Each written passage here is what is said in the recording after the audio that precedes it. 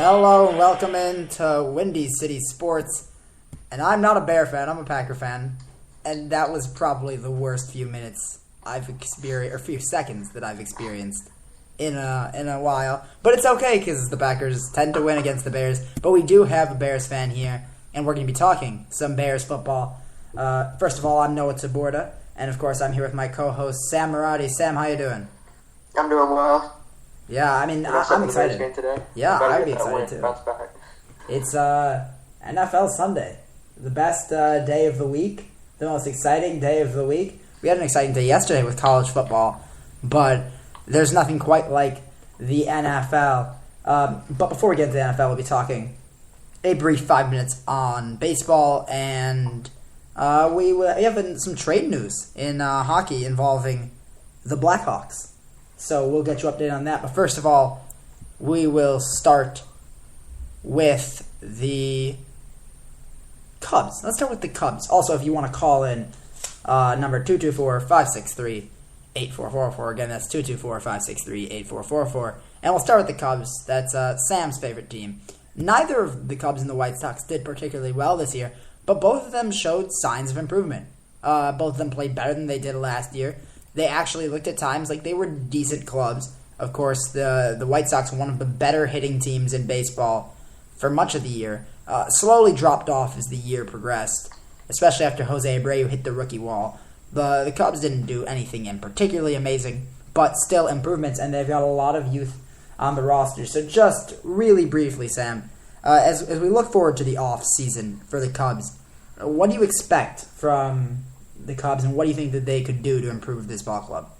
You know, I realize it's not a great time right now to be a Cubs fan, but, I think they should keep their heads up because we do have a great future, like you mentioned. So many good prospects, and our best one hasn't even came up yet, Chris Bryant. So, I would expect the Cubs to at least sign one big arm and maybe a bat or two as utility man. So, I think they'll sign a big arm. I feel like they think they can compete next year, so, we'll see. But, Cubs fans keep on telling us, Cubs management keeps on telling us wait till next year, and, hasn't really worked out. But I am pretty confident in the next few years that we'll be able to get something done from all the great prospects we have, so. Mm-hmm. Yeah, touching on the rumor about the potential that John Lester reunites with Theo Epstein, what do you think the possibilities of that happening are?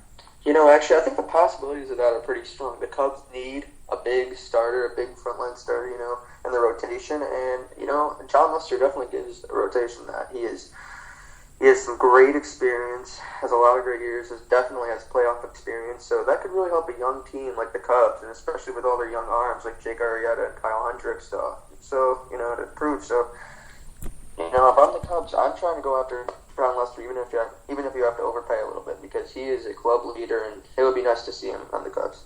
Yeah, the Cubs, of course, made a couple moves during the season. They got rid of Dustin Marja, but they brought back Addison Russell. So much talent when it comes to hitting in the minor leagues. They still need to improve their pitching, but with all the pieces they have, you can be sure that eventually they'll start to deal a couple of their lower-level players, bring in some solid pitchers. Just so much talent there, and that's all we have for the Cubs because we do want to get to football as quickly as possible.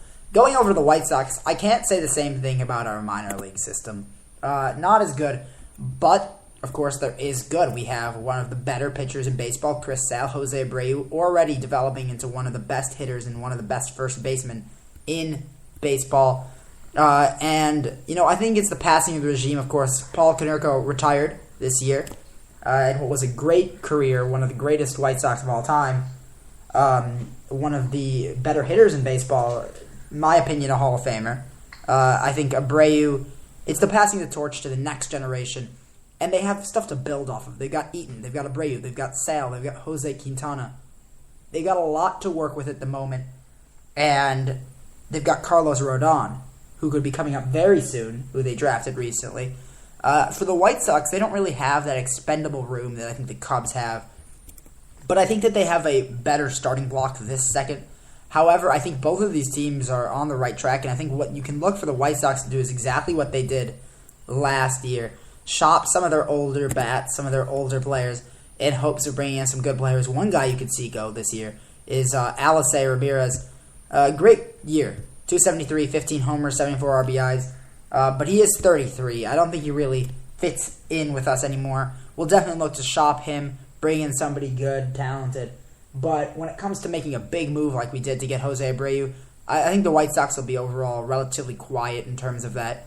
It'll be a lot more minor moves, a lot more minor decisions. But both of these teams, great years upcoming. Now for the hockey news before we get into football, which is, of course, what everybody wants to talk about right now. There has been a trade, of course, with the New York Islanders. The Blackhawks have dealt Nick Leddy there in exchange for, I believe, 3 prospects.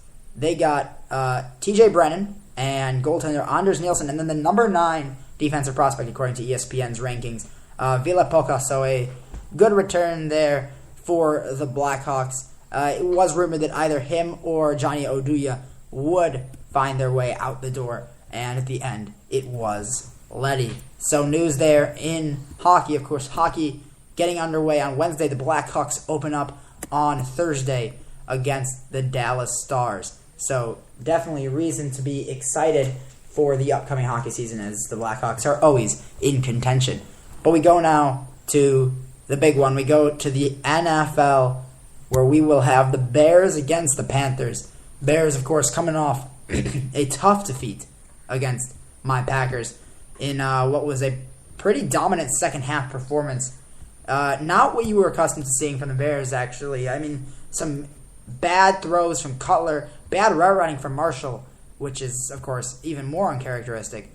But they've got a shot to bounce back in Carolina against an inconsistent Panthers defense and Cam Newton. So, Sam, we're just going to start off with this. What do you think that the Bears, what are the keys to the game for the Chicago Bears team to come out with a victory? Well, I think the keys to the game is Jay Cutler is going to need to watch his throws. He's, like you mentioned, he made some crazy throws in the game. And, I'm one of Jay Cutler's biggest supporters. I think he has a great arm. I think he can thrive. He's had success before. So I think he's a big-time quarterback that I think when put in the right situation, which he is now, he can win some games. But if the Bears want to win this game, and I think it will be a close game because although Carolina hasn't played so well, the Bears and Jay Cutler cannot turn the ball over in critical situations. And that's cost the Bears big time in their first 2 losses against the Bills when he made 2 key intercepts and against the Packers. So he's going to need to watch his arm, and I think that's the main key. Another key is the Bears need to get more pressure on defense. I mean, it was just unbelievable how little pressure they got against Aaron Rodgers. He was free to do whatever he wanted. They should get some more pressure, like in the 49ers game, and, they might be able to do that this game with Jared Allen coming back, but I think they should blitz a little bit more. And they have capable linebackers to do it with some great speed, like John Bob, so he can come in and get the quarterback. So they got to blitz some more, and they've got to rush the passer, and Jay Cutler's got to watch his throws. Yeah, you look at interception to turnovers to takeaways. They right now are +2, but they have had those turnovers at the most costly times. In fact, though they are +2, they actually have one of the highest numbers of giveaways. They have 6 giveaways. For one of the better teams, that's a pretty high number. They also have had a lot of takeaways, but their takeaways, they haven't been able to capitalize them, and it seems that sometimes they get a takeaway and they'll give it right back. That's definitely a big-time thing for them. You got to take care of the football. One of the big things the Bears want to do is keep the ball out of Aaron Rodgers' hands. And what happened was the first half they did that. They didn't give Rodgers much opportunities, but the second half, a couple of turnovers, they gave the ball back to Rodgers and he capitalized. That is not good. The Bears, another key for me, is they cannot leave points on the board. Sure, the Martellus Bennett catch probably was a touchdown, and it's really hard to tell from that angle. But even then, you can't leave points on the board. You have to score with your opportunities. If you don't, it will come back to bite you, and I think it did against the Packers. Had they scored there, that game could have gone very different. Putting points on the board is key for them. And as you said, getting pressure on the quarterback. The Packers' offensive line hasn't done especially well besides center Corey Linsley, who has done really well in his rookie year after having to step in for injured J.C. Treader. But they were unable to get by that offensive line. They were stymied. They gave Rodgers a lot of time, and it made them pay. Against Cam Newton, it's even harder to a certain extent because you have to be aware that he can run outside the pocket. It's going to be tough for them. When it comes to the Panthers, Sam, who do you think the Bears have to watch out for most in this game? Sam? Sorry. Who do you think the Bears have to watch out for most in this game? Sorry. I was Cam Newton, I was saying, for my microphone. I'm crazy, but anyway, Cam Newton, because if the Bears can get down Aaron Rodgers, then Cam Newton, who is huge, he's one of the biggest players in the NFL, they are going to need to get him down. And like I brought up with the pressure, they are going to need to get pressure on him, and they're going to need to game tackle Cam Newton because he is a big guy, so they are really going to need to watch him. Another guy is Calvin Benjamin. You know, he has had a great year so far, probably looking at the Offensive Rookie of the Year if he continues.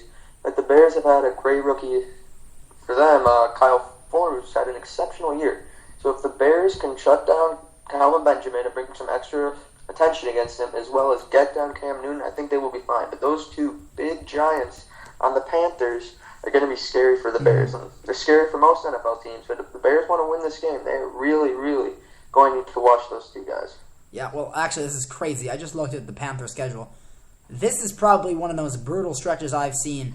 They take on the Bears this week at home, but then they travel to Cincinnati and Green Bay before playing host to Seattle and New Orleans, and then have to travel to Philadelphia. Of course, that sets up an easy end of the year. Minnesota, they do have to play at New Orleans, but they get Tampa Bay, Cleveland, and Atlanta, as well as Atlanta, right before their bye. So an easier end of the year. But this is definitely a win that the Panthers are going to really want. It's not going to be easy by any means. And considering they've had issues running the ball in terms of injuries as well, they've had to put up some young players. Ogbanaya's gotten a lot of carries. They've had Fozzie Whitaker getting lots of carries. They've had Darren Reeves. So many injuries have hurt them in the backfield, and that's one of the big things they specialize on. I mean, you look at the numbers running the ball for this team, and it's really underwhelming. Their leading rusher is D'Angelo Williams, who only has 106 yards on the ground this season. They only have 284 yards through 4 games. That is that's about 71 yards a game. That is so low for a team that needs a running attack, especially when they don't have those as talented wide receivers as they had. But Benjamin, of course, stepping up. Greg Olsen stepping up as well. It's going to be an interesting matchup. When it comes to watching them defensively, of course, the Bears are going to need Cutler to be able to stay upright and have some time in the pocket to make good decisions. Who are you looking at on? What do you think the key matchup is? Let's put it that way, between the Panthers and the Bears.